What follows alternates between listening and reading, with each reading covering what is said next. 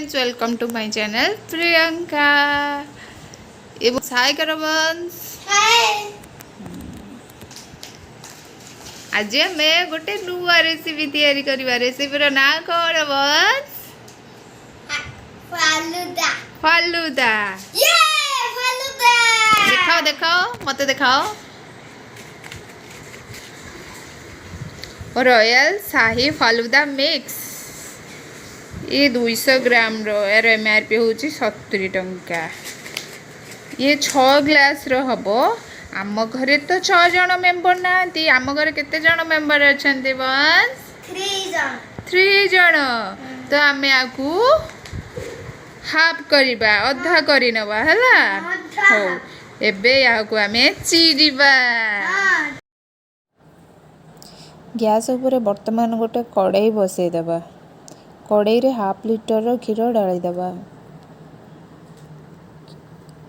क्षीर ढाली सारा पर से बेसी पानी दबानी। 200 ग्राम रो पानी से देदबा।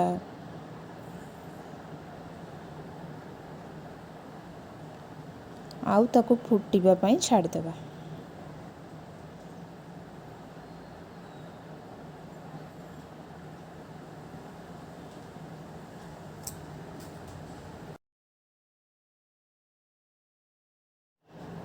फालूदार मिक्स को ता देहरे ढाली दबा। ढाली सारी ताको गोलई दबा। भल भाबरे गोलई दबा।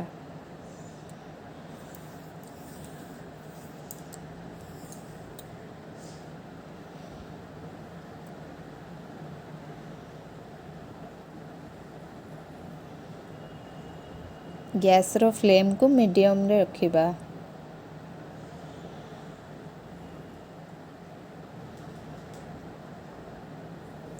तापरे ताको 15 मिनिट जाए फुटिबा पई छाड़ी दबा।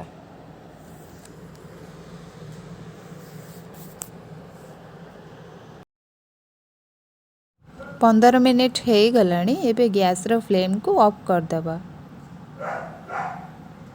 ताको गोटे बाउल को ढाली दबा। ढाली सारी ताको रूम टेम्परेचर रे ठंडा हेबा पई छाड़ दबा। फालूदा ठंडा हो गलानी। एबे ताको फ्रिज रे 5-6 घंटा पई रखि दबा। वर्तमान 6 घंटा हो जाइछि। फालूदा हमर पूरा आइस। आमे वर्तमान ताकू देख